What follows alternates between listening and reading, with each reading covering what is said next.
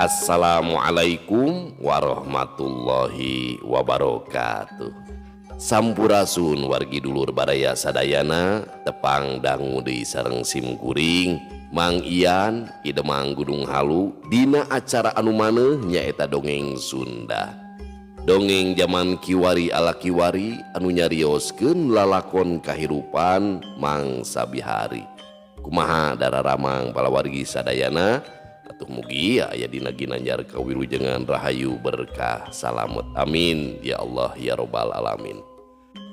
Palawargi sadayana, hayu urang nyuk curug galur nu kapungkur neang mangsa nu kaliwat geusan ngamumule budaya Sunda ngalangkungan ieu pedaran dongeng Sunda anu tos teu bireuk deui kanggo barudak bihari atanapi sepuh kiwari.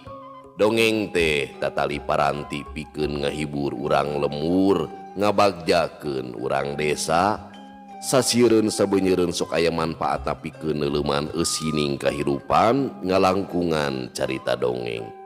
Malah mandar urang kageuing ku pepeling geusan ngomean lakuning perlampah, beh dituna generasi nonoman kiwari tiasa terang ngeunaan kahirupan mangsa bihari atanapi kabaheulaan. Sangkan ulah nepi kapoekan teu apal kana jati diri ki Sunda nyaeta karuhun urang sadayana. Dina wangkid ieu simkuring sejamidangkeun hiji jejer carita anu judulna Gumilar karya Bapak E. Sukandar. Ieu teh mangrupikeun dongeng lawasnya tahun 1860-an anu tos didongengkeun kumang pirang-pirang pendongeng seniornya palawargi.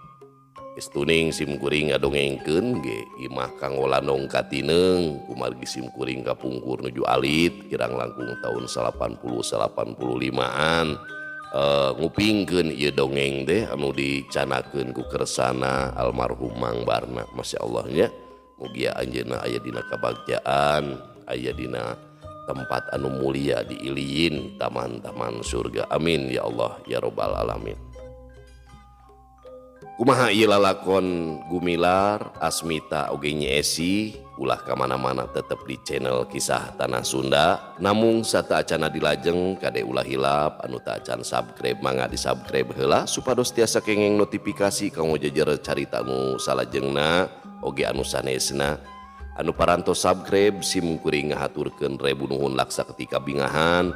Mugi asing tiasa ngahibur janten rencang dina setiap aktivitas palawargi sadayana anu nuju masakna, anu nuju di bumi nya, aktivitasna di padamelanana, di perjalananana, bari nyupiran, bari ngajahitnya. Pokokna makum ka dulur-dulur nu aya di lemur baraya anu aya di kota. Wilujeng ngadangukeun. Oge ulah hilap, di like, di komen sareng di share. Atanapi dibagikeun atuh mugi wasilah palawargi sadayana nu kersa ngabagikeun ieu dongeng Sunda khususna di zaman kiwari tiasa nanjeur deui amin ya Allah ya robbal alamin. Supados teu nyangkolong ting kana waktos hayu urang sami-sami ngabandungan lalakon salajengna ieu Asmita Gumilar sareng nyeesi. Mangga kaparayun sadayana wilujeng ngadangukeun prung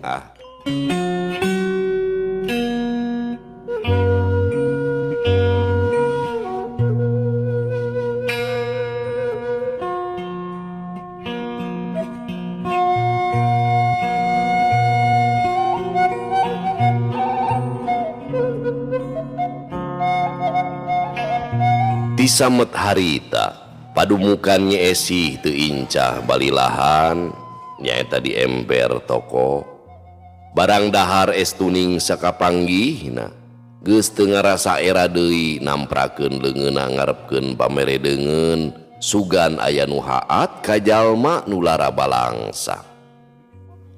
Bari ider-ideran teh manehna sok ngahaja merlukeun nempo ka kantor politi atawa kantor polisi ngadon ngajentul salila-lila susuganan salakina ngulampreng aya tembong kaluar. Papakeanana beuki ruksak rangsa, beungeut beuki kotor, buukna ngawid-wid awut-awutan da puguh teu diurus. Nepi ka manehna teh disarangkan mah awewe nu teu beres otakna. Malah harita oge manehna teh tas nempoan nu jadi salakina sugan papanggih. Ari balik terus ditaluturkeun ku barudak bari ditalenggoran dihoya-hoya da disarangkan mah nu gelo. Tapi dasar bolon sakitu mireungeuh kayaanana Nyi Esih nu matak pikawatireun teh maranehna mah kelaka beuki maraceuh we ngaheureuyanana ting rarenyo ting haroyah bari teu eureun-eureun burber maledogan. Keur kitu lar aya nu ngaliwat dua jelema salaki jeung pamajikan nyaeta Pak Haji Soleh jeung Bu Haji Siti Mariam urang Cikamiri bawahan Samarang. Nu kaitung jalma beunghar oge harita teh tas ti maktal rek barali ka lemurna ngadaguan delman kosong teu aya wae nu ngaliwat. Nya maranehna teh maksakeun ngeureuyeuh rek kaluwi daun sugan aya delman nu ti lemburna. Ulah dihareureuyaan atuh barudak, geus pugu itu mah teu cager. Hayo make digaranggu. Ceuk Pak Haji Soleh nyaram ka barudak. Atuh da deuk nenggor Pak. Budak nu saurang nembal dina leungeuna masih nyenyekel batu. Bane wae meureun dihareureuyaan, geus ka ditu ulah ditalenggoran. Da nu teu hideung oge sarua ari di baledogan mah nyerieun.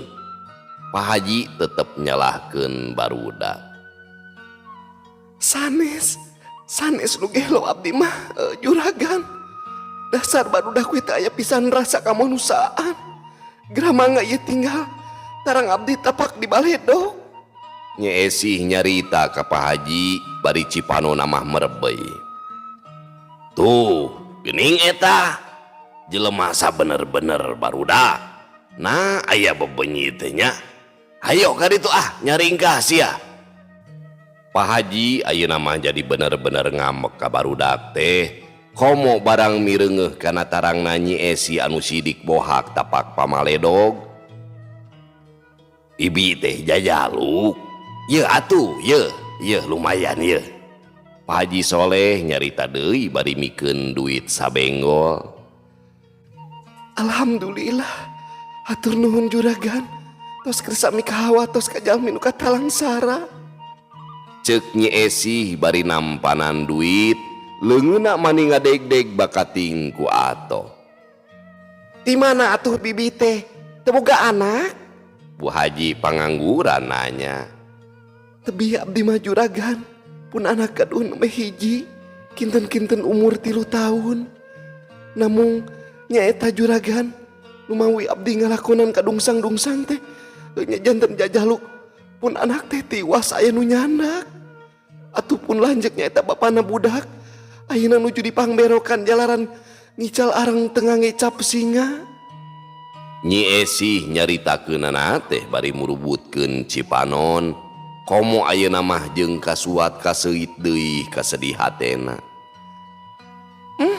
Watir teuing kutan kitu lalakon bibi teh. Nah atuh bibi teh terbalik bae ka lemur. Santena di mah sorangan mamual susah-susah teuing meureun. Sanajan umpamana bibi teh teu boga naon-naon oge. Nututah tita mah pilaku eueuh. Bu Haji nyaritana jadi kapapanjangan anu saterusna mamatahan ka Nyi Esih. Numawi juragan, pangna abdi ngabelecet ninggalkeun lemur oge. Di lemur teh aya nu bade ngahina ka abdi. Siangna pun lanceuk di bangkol ari wengina kurunyung aya pameget dongkap karo rompok. Akon-akonna mah dipiwarang ku pun lanceuk. Nyebatkeun pun lanceuk teh kabur ti pangberokan. Ayeuna hoyong penak sareng abdi. Sing horeng abdi teh ditaripu bade direksa kahormatan. Mung saena kabujang aya nu haat nulungan. Duka saha abdi salamet mung sareng pun anak papisah. Bade wangsul deui ka lemur ngaraos paur. Margi nu bade ngahina teh aya di ditu. Eleh dedeh teuing bibi. Bu Haji jadi kabawa cari nakda ngarasa watir nu lain di kieuna ari ras ku nasib ieu awewe. Jorojoy bae aya hate hayang ngarawatan eukeur mah lanjangna kamari ka karek menta balik lantaran rek boga salaki. Kumaha bi lamun geus we milu ka kuring daek kuring mah karunya we ka bibi tibatan di dieu sararak siruruk teu puguh padumukan. Bu Haji nyarita deui. Nya bi mendingan milu jeung tinimbang kieu mah yang saramaneh atuh. Ieu mah susuganan we atuh Gusti Allah jaga marengkeun bibi bisa papangih deui jeung jadi anak katut salaki bibi. Pak Haji Mairan ngarasa kacida panujuna kana maksud Bu Haji kitu teh. Teu langkung juragan, hatur nuhun juragan. Aya manah keur sangampihan kanu kata langsara. Nyi Esih bari murubutkeun deui cipanona bakating ku ngarasa bunga geuning pitulung mah ti mana we jolna. Da puguh Gusti Allah mah weunang oge tetela mantena murah asih ka makhlukna. Heueuh keun syukur atuh ari daek mah. Hayu ayeuna mah urang megat tukar we sugan aya nu ti lembur. Teueuh wae atuh mun aya wahon nu ngangkut gemuk ka Pasir Wangi. Nya kana naon we lah. Ceuk Pak Haji terus ngagedig ngarendeng jeung Bu Haji. Tukangeunana Nyi Esih ngiclik nuturkeun bari nyusutan cimata ku tungtung kabayana. Waktu ngaliwat sasak Cimanuk leuwih daun. Tembong dihanap belah kenca loba jelema nu keur ngarala batu ditungguan ku dua urang upas nu samagrang ku pakarang. Lamun seug harita Nyi Esih leukeun nyidik-nyidik tang tu kabireungeuh di antara nu keur ngarala batu teh nyaeta Asmita nu harita geus diabuskeun ka Bui lantaran perkarana geus diputuskeun ku Landrat. Hukumanana berat oge. Sajabana ti disalahkeun ngajual areng tanpa izin teh oge manehna didakwa rek kabur malah leuwih berat pisan ieu mah Asmita didakwa ngalawan ka pamarentah. Kitunya palawargi ari jalma leutik mah bisa we diasupkeun nya ku penjahat anu boga kakawasaan teu tuah teu dosa nya.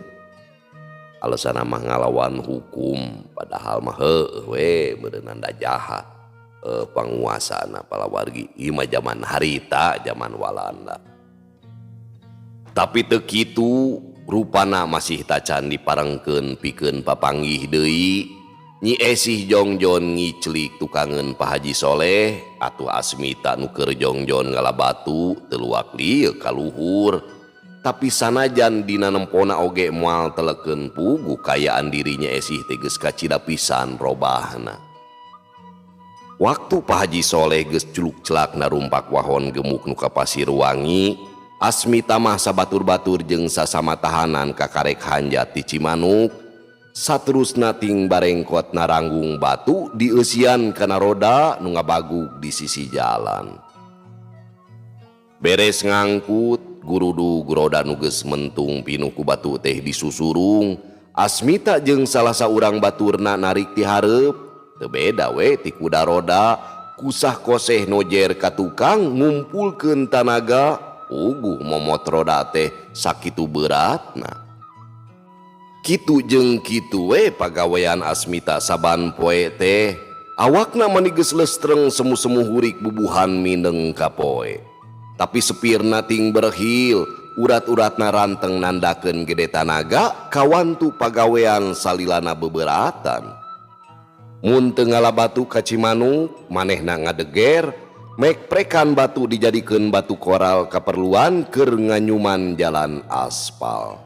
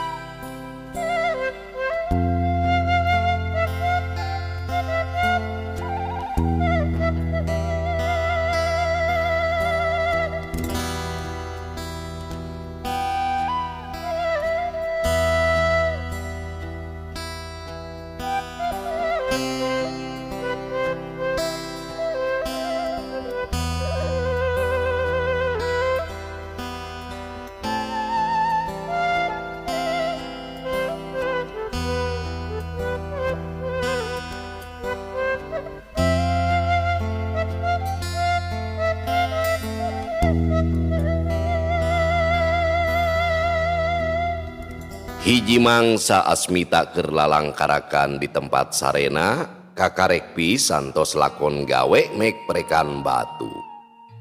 Sabot ngadago lonceng ransum manehna gogoleran ngareureuhkeun kacapena. Teng lelembutanana ngalayang ka lemburna bruh breh narembongan komo anak pamajikanana mah maniko kolebatan teu sirikna napel dina biwir panon kacipta paripolahna sapopoe. Pamajikanana kaprak-keprek di dapur bari jejerewetan lantaran si Uum ngoprek sagala dicabak. Angeuneun awur-awuran cipati dikobokan dijieun kaulinan. Brai gambaran seje nembongan Nyi Esih keur kurad kore diburuan ari gumilar keur teterelengan ulin dugla-digle teu daek cicing bari sungutna ngocomang diselangku ceceuleukeut teukan nu matak dedengeun. Keur naon kitu ayeuna walangka manggih kejo aing mah. Tapi piraku sugan unan make ngantep. Ongkoh nah hanya ieu teh meni eueuh nu ngalongok ti lemur teh. Geus teu aringeteun kitu atawa memang teu meunang. Jeung teu mata karti teh ku Abah di ditu eueuh di dieu eueuh ditanyakeun ka juragan sipir teu nyahoeun. Kapan sidik bareto teh dibawa ka Garut. Ceuk geurentes hatena Asmita bari neuteup ka luhur. Leok deui hatena inget ka anak pamajikan, geurentes deui hatena ngocoblak. Esi, Uum, nepi ka kieu geuning nasib bapa teh. Sing salabar we, sing tawakal ulah kurang-kurang nya ngadua Esi, supaya bisa buru-buru ngariung mungpulung deui. Uum, gumilar. Gu bapa didoakeun kasep. Sing pahit daging pahang tulang cager bager ulah nepi ka ngalaman seperti Abah hidup ayeuna. Keun naon-naon nu kaalaman ku Abah ayeuna ulah nepikeun ka karandapan deui ku anak incu. Keleneng keleneng lonceng ransum disada ana burisa teh para hukuman teu sirikna paheula-heula pahibut marudun muru lokal tempat dahar. Gugek dariuk dina bangku nyang hareupan piring kaleng nuges dieusi sangu. Ditumpangan ku goreng pepetek jeung goreng tempe sakeureut.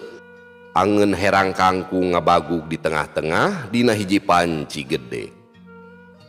Kamana saurang deui euy? Idibja minangka nu jadi kapalana nyentak nanyakeun dumeh aya saurang deui kosong eueuh nu nyang hareupan. Asmita tadi mah keur ngagoler. Nu saurang nembalan batur sakamar manehna teh. Gusur ka dieu. Na kudu dianteuran cenah ku aing ngalebok-lebok wae. Kidibja nyentak marentah. Memang manehna oge sarua keneh jalma hukuman dijieun kapalana lantaran didinya teh panggarangna. Cindek namah jago manehna teh eueuh nu bisa ngelehkeun sarta dipikagigis ku sararea. Leos nu diparentah teh indit nyampeurkeun Asmita nu harita keur ngagogoler keneh pok babaturanana nyarita. Tah, ayo dahar cenah. Dibja ngamak tuh. Moal dahar kitu. Can narayang kuring mah. Ceuk Asmita ngareret. Leos nu neang teh balik deui laporan ka Kidibja. Atuh teu wudu Kidibja ngambek. Disangkana Asmita teh olo-olo sarta ngabangkang kana parentahna. Gidig bae manehna teh nyampeurkeun ka kamar Asmita. Sadatang-datangna teh teu antaparah deui. Karawak bae suku Asmita nu keur gogoleran teh ditewak sarta durug-dug bae digusur. Nyatu-nyatu wae siaran ese babi. Okna bari teu lesot nyekel sukuna. Sakedapan mah Asmita teh teu bisa walakaya. Uguh dibongohan kitu atuh. Sirahna ti gugulutuk dina ubin sedeng leungeunna roroesan. Jaba nyeri teh mani matak leneng. Puguh teu disangka ti tadina datang kaluar teh ger bae atuh pada nyengseurikeun ku sararea. Reketek Asmita musatkeun tanagana dina dua leungeuna bareng jeung eta sukuna dikejetkeun ngagurinjal malik terus luncat bari ngejetkeun deui sukuna. Jedak gadok Kidibja kabeunangan katipu ku gerakan Asmita dina gerakan mencek luncat. Alah ngalawan sia teh ha. Kidibja morongos bari ngusapan gadona da sabengo. Untung letahna teu kagegel oge. Maaf Kidibja sanes dihaja. Asmita nembalan bari taki-taki bisi Kidibja narajang. Maaf mata sia. Hayang ngajajal ka aing sia teh ha. Boga pangarti naon sia teh setan. Nyarita kituna teh bari sabrut bae Kidibja ngirimkeun peureupna. Barang lol peureub Kidibja rek meupeuh cukang irung, Asmita jingkrak dina gaya hap-hapina. Atuh Kidibja ngarandeg lantaran peureupna teu nepi kana tujuan. Rek ngajago sia teh babi. Rasakeun deuleu yeuh. Sabrut deui nonyok manehna ngadiuskeun peureupna. Asmita nu memang geus taki-taki rikat ngagiwar bari nyerongkeun kuda-kudana. Kidibja nyolontot ke tempat kosong, tapi sakilat manehna geus bisa ngawasa dirina bari ngarobah kuda-kuda. Kidibja ngahiukeun deui peureub hane tujolna ti gigir, meunang ngulub sigana teh peureupna teh nya haneut. Tapi Asmita oge teu eleh rikat, ngagentak ngangsrodkeun suku katuuna ka hareup. Pal dua leungeunna napel kana pigelang jeung siku nu jadi lawan. Sakicep ngadadak leungeun nu rek ditewak teh ngaleungit. Seak dihanap teu kanyahoan aya peureub nyuruntul rek nobros ke kemplong. Asmita rikat ngagilirkeun awakna bari nakis ku leungeun katuhu. Tapi di luhur geus ngahiuk deui leungeun Kidibja nu tadi ngaleungit mangrupa ancaman rek meupeuh hulu angeun. Lap Asmita dongko bari nyerong sakaligus nakis pameupeuh musuh nu kenca. Sedengkeun leungeun katuhuna nyebrut rek ngahanca iga burung nu kosong. Orok kaya Kidibja geus ngarti kana pibalayeun manehna rikat luncat ka tukang tapi kabentur mah teu burung. Tulang igana katoel kudua ramu Asmita nu jeceng pikeun ngudag iga burungna nu ngajol ngajauhan. Najan teu parna tapi ngagetruk mah teu burung matak seueul. Halah. Bener sia teh rek ngalalakian ka aing. Can modar mah moal sugema deuleu aing. Rasakeun sia. Kapaksa Kidibja, bongan kula teu meunang ampun. Asmita nambalang. Kidibja nu boga rasa diheureuikeun ku Asmita teu ngomong deui. Seak manehna narajang. Peureupna dibabuk lalaikeun kana puhu ceuli. Asmita rikat ngagilirkeun awakna semu nyerong sedengkeun sirahna dibalieurkeun. Nu antukna Kidibja jadi nonyok angin. Sedeng Asmita tetep dina kuda-kudana nyerong teu ngayakeun pamales. Kidibja napsuna beuki ngagedur, beuki nya we manehna boga rasa yen diulinkeun. Rikat manehna malik bari sakilat najong gado. Waktu leungeun Asmita gerak rek newak suku, Kidibja rikat narik deui sukuna, gepruk bae manehna narik suku Asmita bari terus ditotogkeun. Koleang, gebut bae Asmita nangkarak bengkang, gabruk deui Kidibja ngarontok. Maksudna mah Asmita rek dicekek bari sirahna rek didagorkeun kana ubin. Tapi Asmita rikat tina gerakan gerentel monyet, atuh teu ampun deui. Kidibja tisusut kana ubin. Cer tina sungutna kaluar getih lantaran gado ti catrok teu beda we ti begu nyungkur. Celegedeg Asmita hudang deui nya kitu keneh Kidibja. Napas duanana ngahegak bari ting pun cereng pahareng-hereng, ting kulinting silih titen silih sender. Teu beda we ti hayam jago parbut bikang, itu ieu pada sieun kabongohan. Leuwih-leuwih Asmita lantaran kumanehna geus kajudi yen lawan teh aya karepna rek mateni. Nu rek dalahar tungtungna mah kabeh ngarogrog ngariung nu padungdung kawas lalajo ngadu hayam we nguriling mangrupa buleudan nyaksian nu galungan. Nya kitu deui tuan hop atawa kapala sipir ngaregreg jeung sababaraha urang sipir bawahanana bari ranggeteng ku pakarang nuker garulu teh dihucuhkeun bubuhan palataran teh lega atuh sama menapisa nu ngadu tanaga teh.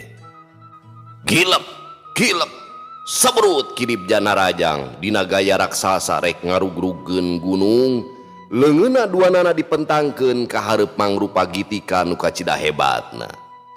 Asmita sadar yen dirina diancam bahaya bener-bener. Rikat Asmita ngelelepkeun sirahna ngepeskeun paneungeul dina gerakan tipu monyet ngemil. Waktu awakna kidibja sumudoyong ka hareup lantaran leungit sasaran, sakilat peureub Asmita nonjok ke kemplong, tapi kidibja oge memang lain jago sakatiga.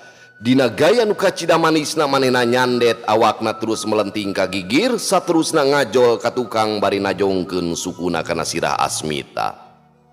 Ngan hadena Asmita rikat nyerong bari sakilat newak suku musuhna, kerewek ditewakeunna, durug-dug digusur. Kidibja nyentok sukuna satarikna, sedengkeun ku Asmita gentak dilesotkeun. Ari bolonyon, solontot baik kidibja kabawa ku tanagana sorangan. Anak gebro teh sirahna neunggar sarigsig beusi panto satakerna. Aduh! Keleper. Kidibja ngeleper bari ngoceak sakali. Panona tiburial buncelikna sedeng getih tina sirahna ngawor-wor lir pancuran. Kolosod gebru weh kidibja namru. Dihin pinasti anjar pinanggi, kidibja bobor karahayuan lantaran huluna beulah neungar sarigsig beusi. Asmita ngajengjen olohok mata simeuteun, teu sangka kidibja nepikeun ka hanteuna. Nu ngarobrob sakedapan mangaguruh ribut tepuguh pola ngan tuan hope nu teu riuk-riuk teh manehna ngagorowok nitah newak Asmita atuh rob Asmita pada ngaronom ku sipir bari nodongkeun ku cubung bedil kana dadana. Nu ngarobrob kabeh munur ka tempat dahar kalawan aya dina ancaman ku cubung bedil gugek dariuk dina urutna. Asmita digiringkeun, bus diasupkeun ka kamar gelap, gonjrang panto sarigsig beusina ditutup, jebre dikunci terus ditutup deui ku panto jati anu kacida kandelna. Gerung gerung ku Asmita kadenge aya mobil eureun hareupeun pangbuian, kedepruk suara sapatu, geus teu we yen eta teh mobil nu ngangkut kidibja.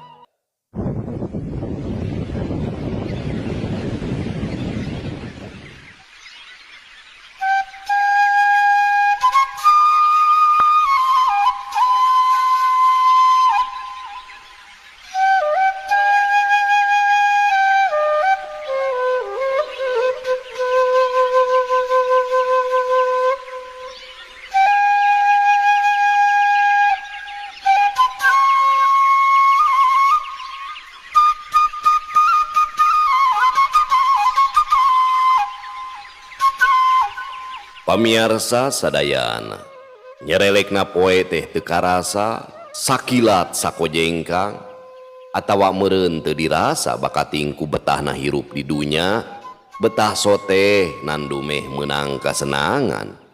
Hirup salieuk be, boga rejeki bru di juru bro dipanto ngalayah di tengah imah, anu nungtun poho kana pangbalikan.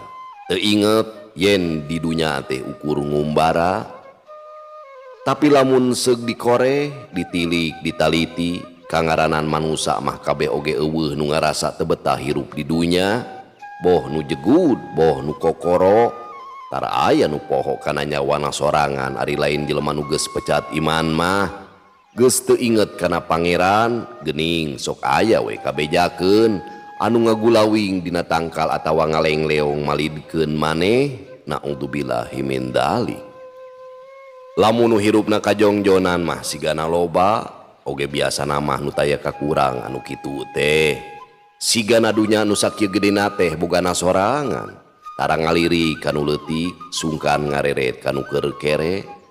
Da buktina jalma nu sangsara hirupna rendang di jalan-jalan teu ieu jadi pikiran. Sakalieun aya musafir nu ngadeuketan panto imah oge apan gancang digebah ngareken ka hayang.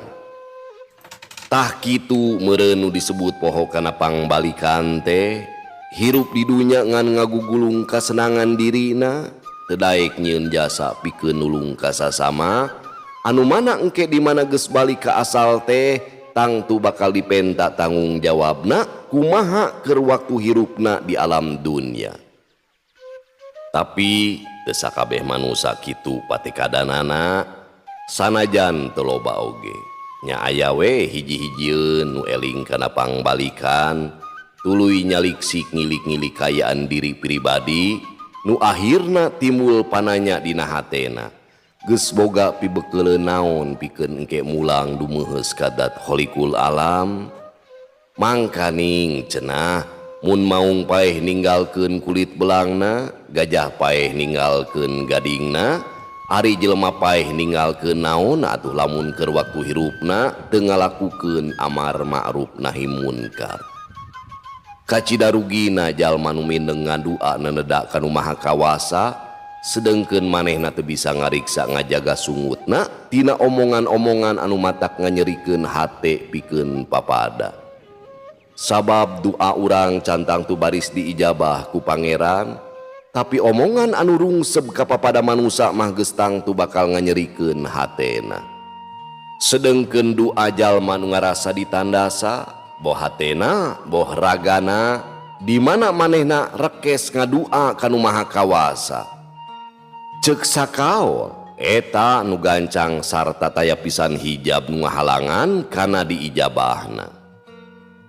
Kukituna lamun urang salilana teu woleh ngarasa dikukuntit ku karugi boh dina usaha boh dina pagawean mangka prak geura muhasabah geura korehan dina diri urang kasalahan naon anu geus dilakukeun bisi aya omongan urang anu balukarna matak nganyerikeun hate papada jalma boh kadulur boh ka tatangga.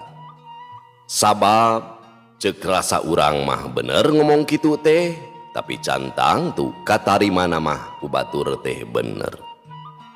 Saperti kayaan Mang Dekong anu salilana hirup ngalakukeun mimpi tu manehna ayeuna jadi inget kana pangbalikan insap yen kalakuan nu enggeus-enggeus teh moal luput pasti bakal aya balitunganana. Di dunya bisa babalicetan asal riki oge bakal leupas tina hukuman tapi di akhirat sanajan perceka sanajan pinter geus moal bisa ngepeskeun hukuman pangadilan pangeran. Ieu sababna nu matak manehna babalik pikir malah satemen-temenna mah boga pikiran hayang ngarobah patekadan jeung kalakuanana teh nu jadi marga lantaran mah kumanggihan gumilar nu ayeuna ku manehna dibere ngaran Wijana.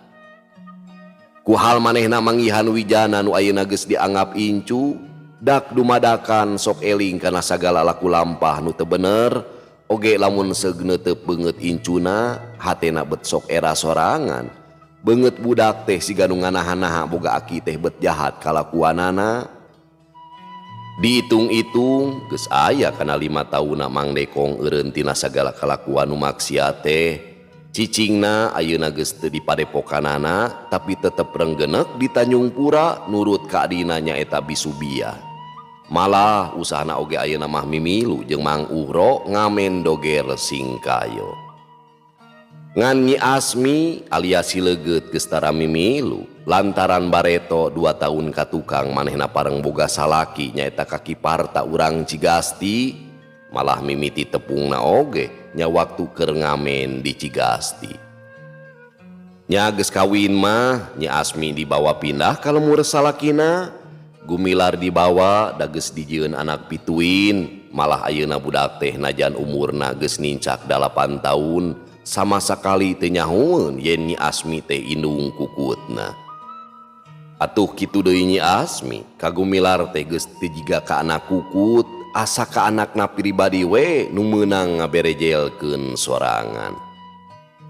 Anu matak dinamikanya teh henteu kapalang geus puguh dahar pake nama jasmani katut rohani oge dilatih. Gumilar digemleng ku indungna di warah main Po Ulin Tanjung Pura ciptaan akina nyaeta Mang Dekong. Atuh ku kiparta di warah main Po Ulin Cimande Kuki punuh nyaeta kipunuh darga guruna kipartanya kitu keneh deui. Jadi teu kudu heran lamun Gumilar ti keur leutikna keneh manehna geus bisa ulin main po nu lain lalaworakeuneun. Dina teuneng ludeungna moal aya tandingna cacak budak mah da kumaha atuh dina 2 minggu sakali Gumilar sok dibawa nanjak ku akina nempo urut padepokanana di puncak Gunung Talaga Bodas. Malahnya didinya pisan di tempat nu datar teu jauh ti makplakna Cai Talaga. Gumilar digemleng jasmani katut rohani. Memang nya-nya Mang Dekong hayang boga incu nu linuwih dina sagala-galana saluyu jeung ngaranna nyaeta Wijana. Memang ku gemlengan ieu tilu jelema ku inung bapana jeung ku nu jadi aki Gumilar aya onjoy namun seug dibandingkeun jeung barudak pantaranana mah boh dina pangabisana, boh dina kawanina atawa dina ludeungna. Gumilar estuning sagemleungna percaya kana dirina pribadi. Atuh tanda-tanda kalemesan budina geus temong ti keur ayeuna keneh. Jiwa kapamimpinanana geus ebreh bisa dititenan sapopoena.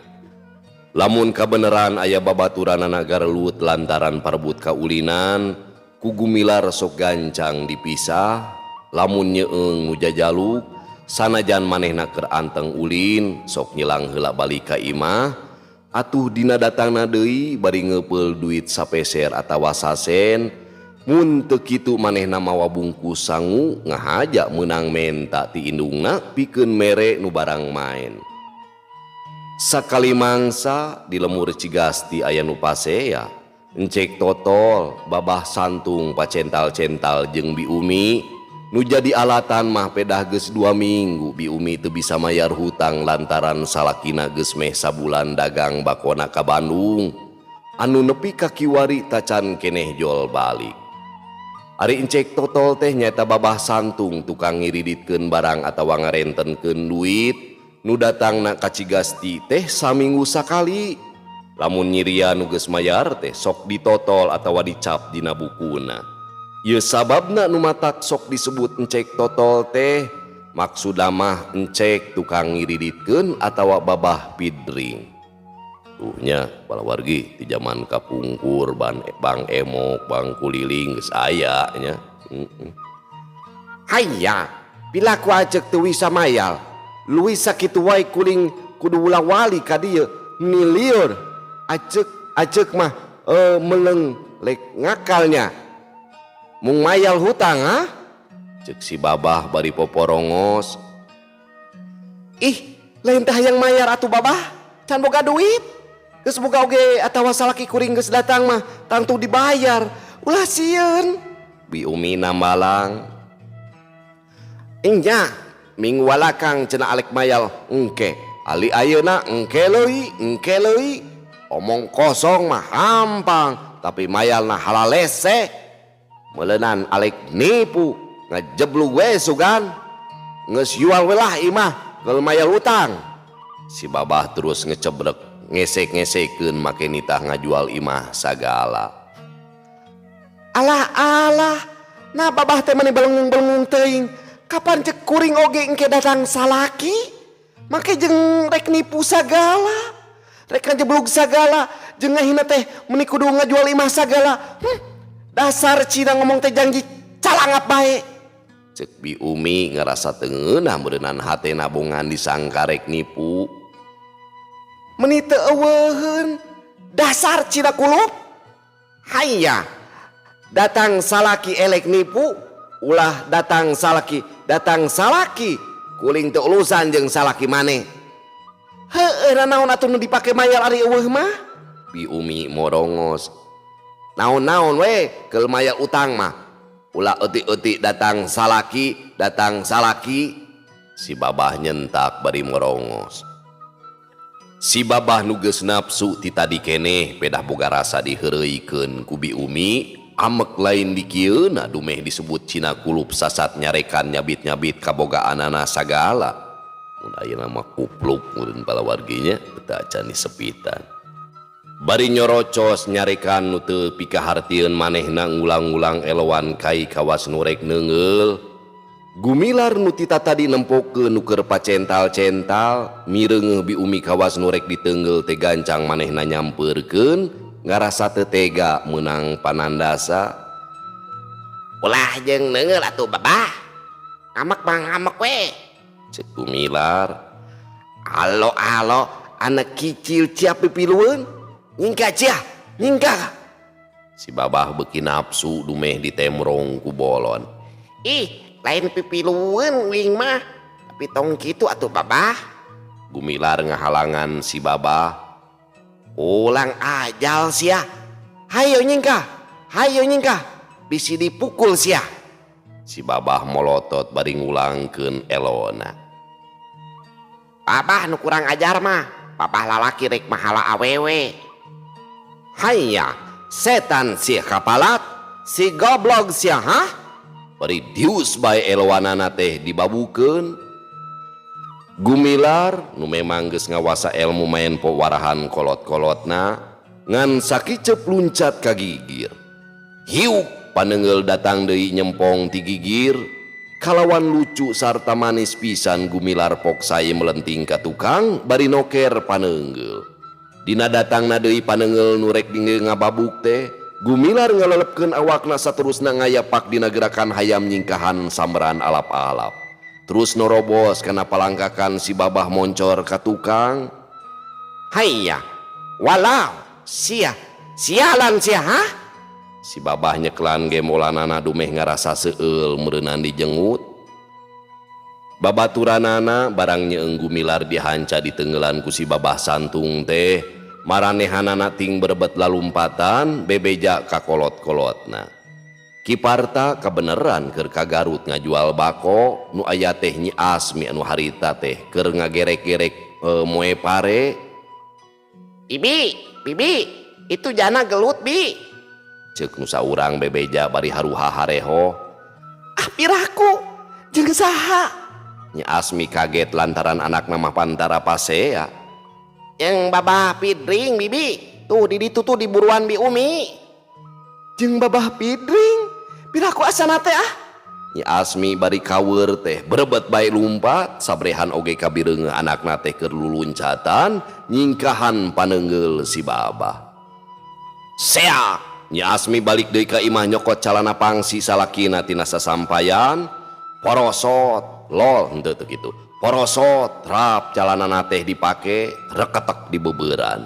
Gajleng manehna tuturubun muru kaburuan bi Umi nyampeurkeun anakna. Montong jeung budak sia, jeung aing ngelawan sia macina loreng. Cek Nyi Asmi bari luncat ka hareupeun si babah, krewek kana elwanana, dikeyang satakerna, bolonyon lesot, bletok bae dipotongkeun.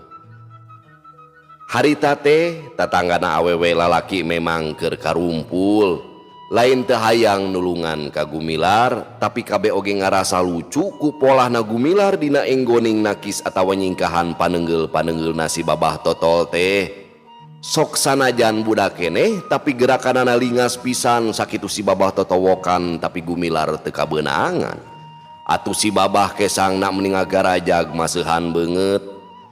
Hayya, ala halam jadah sia. Walang batul diluksa sia, hah? Eta eloan aing dipotongkeun. Hayo sia halam jadah. Si babah ngagorowok ngarasa reuas oge aya awewe singset make pangsi motongkeun elwanana. Sia nu haram jadah mah rajeun wari ngalawan budak. Yeuh, sang hareupan aing indung namunnya sia lalaki mah. Nyi Asmi medenggreng dina sikep nangtang lawan. Pamirsa sadayana waktosna parantos teu nyekapan deui atuh cag urang tunda dihanyuang siang urang teu neun dihaneuleum sieum paranti nyokot ninggalkeun mangsa datang kasamper deui. Wallahu muwaffiq ila aqwamit thoriq. Wassalamualaikum warahmatullahi wabarakatuh.